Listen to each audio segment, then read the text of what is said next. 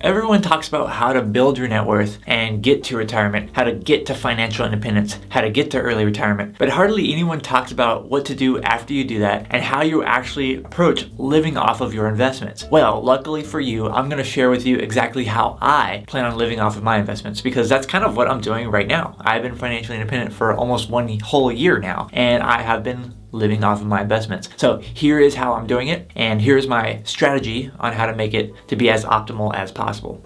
Okay, maybe not as optimal as possible, but still pretty good. So step one on figuring out how to live off of your investments in early retirement, or regular retirement for that case, is to figure out how much income you are going to need, right? How much income do I need? How much income does my investments need to produce for me? And then your goal here is to generate enough income in a smart, taxable way to fulfill your needs. So for me right now, currently, I only spend about $25,000 per year, or about $2,100 per month. That is how much money I'm going to need in order to support my lifestyle. And I have to figure out a way to generate this kind of income in a smart, taxable way. Step two is to figure out how much money you still earn, or how much money do you still create? How much actual income are you making? The reason for this is that this is the first amount of money that you're going to want to spend, because it's already going to get taxed. If whether it's coming from, working, part-time, a little side hustles, whether you have, lots of interest being generated from something, no matter what it is, this is the first income you should probably be spending, because you're already going to have to pay taxes because this income is already being created. So you're already gonna have to pay taxes, so you should use this income first for your spending. For me, in this example, here are some of the actual income sources that I still have even though I'm retired. I have On Cash Flow,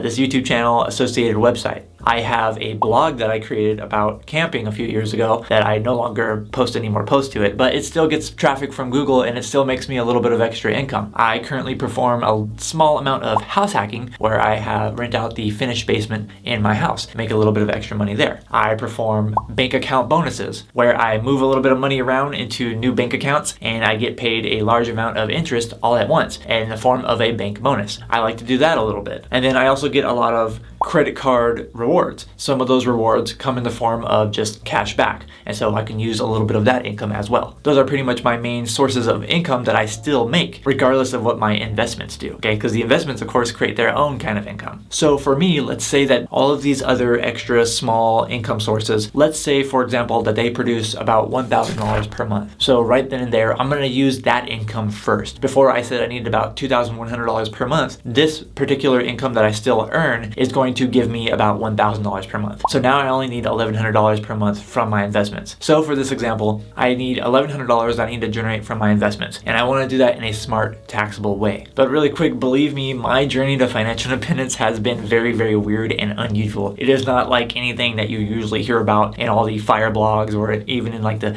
FIRE podcasts and things like that. I have a video on that too, but more on that later. Let's talk about that later. Let's first talk about how I'm going to be withdrawing money from my investments in a smart, taxable way, fulfilling the rest of your spending needs by using your investments. So in this example, I said that I need $1,100 more from my investments. Now we can take that $1,100, that's about per month on average, and we can find that that's about $275 per week. Now I like to divide it into weeks because I like to use what's known as reverse dollar cost averaging. Okay, reverse dollar cost averaging is basically just withdrawing from your investments in periodic set amounts so that you get the best average of those investments rather than withdrawing it all at once. The standard FIRE method is to kind of like take your entire annual withdrawal all at once. So if you spend $25,000 per year and you're only using your investments, you take a withdrawal of $25,000 per year, put it in your checking account, and you spend that throughout the year. But I would prefer the reverse dollar cost averaging, where I actually take that $25,000 divided by 52 weeks and withdraw it in weekly amounts, okay? So that way, with the volatility of the market, I get the best average. I think that in the long run, this might play out more. So that's what I personally use. And with M1 Finance, the brokerage that I use for my investments, I can set this up to be all automatic in the background. So that's what's really awesome. I can set up the automatic $275 per week in this example, and it will automatically transfer to my checking account every single week. And that just depends on what is in the account. But here's basically what happens. The account has all of its investments. And then if I need $275, M1 Finance sells off $275 in relation to my asset allocation. So if I had an asset allocation of 80% US stocks and 20% international stocks, then M1 Finance is going to sell it off in relation to where it gets the final balance to be close to 80-20. Whatever's overweighted, it's going to sell that first. If there's something underweighted, it's not going to sell that. So it's going to sell it in a way that gets it closer to that perfect 80-20 asset allocation that I want. And then it's going to transfer that 275 to my account. Sometimes there's going to be dividends paid within that account. So if dividends are paid, they're going to go automatically into the account. I'm going to have the auto invest feature off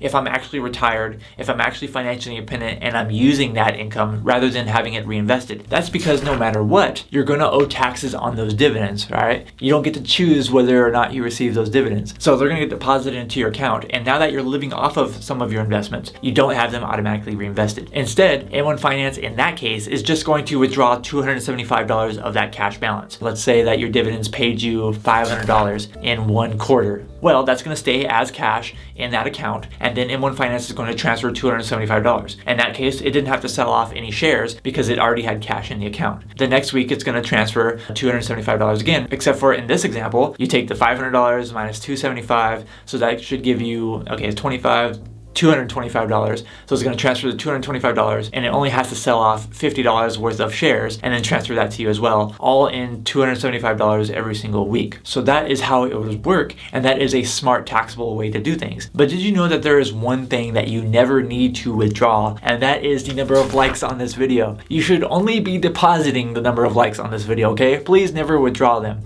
If you're enjoying this video so far, please make sure you like it and give it a thumbs up. It would really help me out, and I would really appreciate that. But let's get back to the good stuff here. And the good stuff here is step 3.1, okay? So there's only 3 steps in here. This is kind of like an apostrophe, little asterisk, I should say. A little asterisk to step 3, okay? And step 3.1 is the order of accounts where you want to withdraw your money from. So we talked about how to withdraw your money in a smart taxable way, but now we need to discuss a little bit of where to withdraw your money from, which accounts to use first. So generally speaking, okay, individual situations can be different, but generally speaking, this is what I would do. If we have a taxable brokerage account, a traditional IRA, and a Roth IRA, this is where I would want to approach it. First off, I would want to go after the taxable account, right? Because that is the least tax efficient investment. You want to have your tax deferred and your tax-free investments grow as much as possible. So the first account that I would go after, which is what I'm currently doing right now, is my taxable brokerage account. So for me, I have a good sizable amount in my taxable brokerage account. So luckily for me, it might last,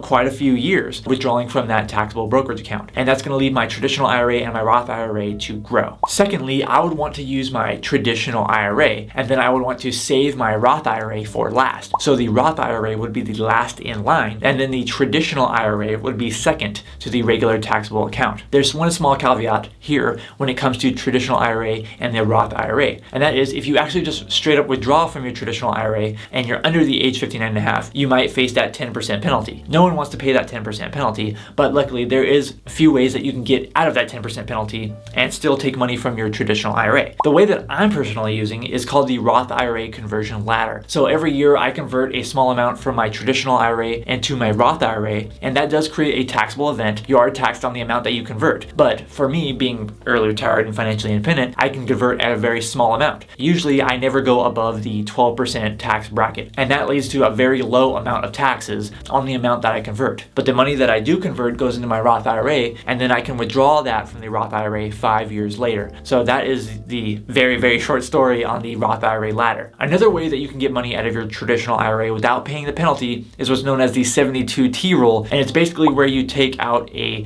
substantially equal periodic payment from your traditional IRA. Now, we're not going to discuss that all right now, but the whole idea here is that I want you to know that you can take money out of your traditional IRA before age 59 and a half without paying a penalty. There are strategies. So that is the step 3.1, the order of accounts. Real quick, I want to know from you in the comments below, what is your retirement plan? How do you plan on using your funds in early retirement while you're financially independent or when you're just regular retired, depending on what situation you're in? Please let me know in the comments below. I'm really curious to know what you have to say, and I would love to have a discussion with you. And now let's put this all together. Like I said, it's only 3 simple steps. Step 1, find out how much income you need to produce. What is your spending? How much money are you going to need spend while you're financially independent, while you're retired early, while you're retired. Step 2, find out how much money you're still going to be making, all right, and use that income towards your spending first, and then subtract that from your spending needs. So spending minus what your income is going to be. Step 3, use the order of accounts and take money from your investments in a smart, taxable way. And that is how you can live off of your investments while you're financially independent, while you're retired early. And if you want to retire early, if you want to be able to live off your investments, then you need to watch another video that I created, my full guide to investing your way to financial independence. Please make sure you watch that video if you have not already. Thank you so much for watching this video. I'm Zach from OnCashflow.com, and I hope to see you next time.